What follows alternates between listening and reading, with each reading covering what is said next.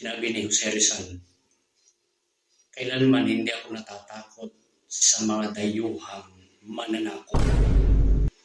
Mas natatakot ako aniyang sa mga kababayan nating mapang-api na naging sunod-sunuran sa mga dayuhan. Tatandaan natin yan, ang saligang batas, ang sinabi of all senators.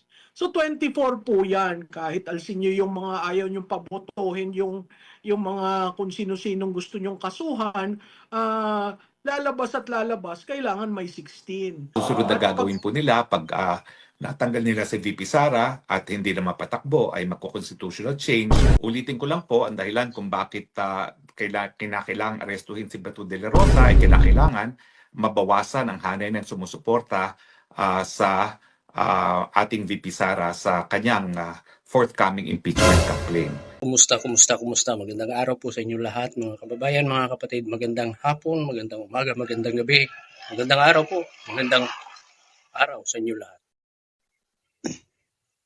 Matindi na itong nangyayari sa ating bansa, lalo sa Senado. Hindi po lingid sa inyong kaalaman yung mga kaganapan ng mga nagdaang araw ay talagang biglaan yung pagbabago ng liderato na talaga namang halata na hindi nila matanggap na sila ay napalitan si Tito Sen. Tinatawag nilang Tito Sen, si Tito Soto, pinalitan ni Alan Cayetano. At nung Lunes, hindi ko na alam kung anong pitsa yun. Nagkaroon din ng kaguluhan doon sa Senado. Kasi nandoon si Senador Bato. Kaya nabuo yung 13. At napunta sa kanila yung majority. Dahil kay Bato, yun, nagkaroon ng pagbabago. Pinasok ng mga NBI, yung Senado, na talagang nagbigay ng matinding balita. Hindi lamang dito sa Pilipinas, kundi sa iba't ibang panig ng mundo. Lalo sa social media ngayon. Naku po. Pero ang pag-usapan natin ngayon ay yung impeachment. Bakit gustong-gusto nilang mahuli agad si Bato at saka yung tatlo pa na senador, si Escudero, Villanueva, si Estrada, tatlo sila. Gustong-gusto nilang mawala yung apat na yon. Para saan? Para mabawasan daw ang boto para sa impeachment. 24 sila. Bawasan ng 4, 20 na lang. Sinong bubuo sa 16? Yung 16 ang dapat makapasa dyan para na mag-yes, para bumoto na ma-impeach si Vice President Sara Duterte. Sino ang bubuo doon? Bawasan yan. May sinabi nga si Malutequia, professor ng UPU. Pero ito muna, bigyan natin ng reaction. Pakinggan po ninyo si Attorney Roque. Ito po.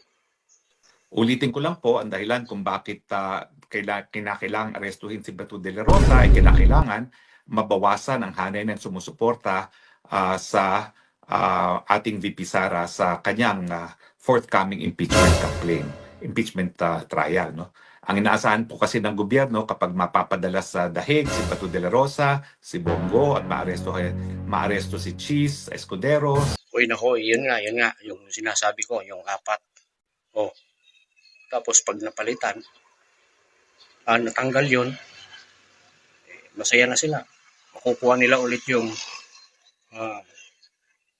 Senado, magiging Senate President ulit kung sakali. Kasi sabi nga ni Roque, hindi makapag-move on si Soto. Pero dapat ang manguna dyan sa Senate President, yung may alam sa batas, yung abogado. Ang daming abogado dyan, ang daming attorney dyan. bakit siya pa ilalagay dyan? Sabihin na natin malawak yung kaalaman, yung experience, matagal sa Senado, pero kulang pa rin yun. Hindi yun sapat. Tuloy natin. Pagkatapos nun, anong mangyayari kung matanggal yung 4? Tuloy natin. Si Villanueva at saka si Jinggoy Estrada ay yung 13 na majority ay mababawasan ng 5, no? At makakabalik sa pwesto itong si Tito Sen na alam naman natin na hindi get over doon sa pagkatalo niya kay VP Sara at talaga namang susuporta sa pag-aalis kay VP Sara bilang Vice President. Pag naalis po si VP Sara, ibig sabihin niyan po pwede ng kasuhang kriminal at po pwedeng ma-disqualify na para tumbok bilang isang presidente. Ako. May plano talaga sila. Pero basang-basa ng mamamayan yung kanilang mga plano. Gusto talaga nilang tumagal sa pwesto, ano? Ba't kaya nalulong na sila sa kapangyarihan? Anong meron dyan? Sila lang nakakaalam. Tuloy natin yun. Susunod na gagawin po nila pag natanggal nila si VP Sara at hindi na mapatakbo ay magko-constitutional change at sa ganon ay manatili sa pwesto forever and ever itong si Bangag Jr., no? Ay, naku po. Magulo na talaga itong ating bansa.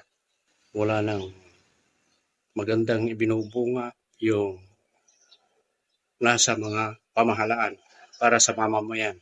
Kung sino yung lumalaban sa katiwalian, yun ang mayroong kasalanan ngayon. Binabaluktot na yung batas.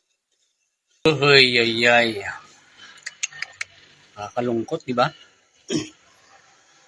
Ngayon, na iba na ang liderato sa Senado, gusto pa rin nilang bawiin. Hindi pa rin sila sumusuko.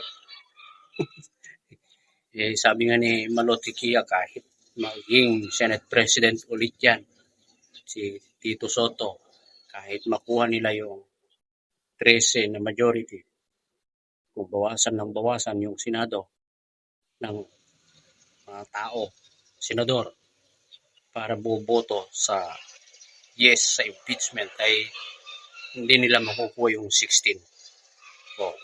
16 daw ang kailangan. Ito, pakinggan natin. Malotikia, professor ng UP. Alam nyo, kahit na anong senaryo, mahirap makakuha ng 16. At tatandaan natin yan, ang saligang batas, ang sinabi of all senators. So 24 po yan, kahit alsin nyo yung mga ayaw nyong pabotohin, yung mga kung sino-sinong gusto nyong kasuhan, lalabas, kailangan may 16. At pag minenos mo ng minenos ang total na 24, ay talagang hindi ka makaka-16. Hindi ko alam kung ano yung mathematics na ginagamit nila, kung may 4 na aalsin dahil sa kaso, paano ko makaka-16 dyan? So talagang pipilitin ng lahat. At pag nakita yan ng taong bayan, alam mo, sa aking pananaw, magiging tipping point yan ginagawa nilang mga extension at kung ano-anong offer. Kasi galit na ang taong bayan. Mas lalo nyong ginagalit dahil isang tao lang talaga ang prino-project nyo sa nakaraan na 4 na taon. Yun. Bago tapusin itong video ito ay nais ko munang magpasalamat sa inyo lahat. Mga kapatid, mga kababayan. Maraming salamat sa patuloy ninyong pagsuporta. At muli, babanggitin ko yung naalala ko na pinag-aralan namin nung ako'y nag-aaral high school. Sinabi ni Jose Rizal, kailanman hindi ako natatakot sa mga dayuhang mananakop. Mas natatakot ako anim sa mga kababayan nating mapang-api na naging sunod-sunuran sa mga dayuhan.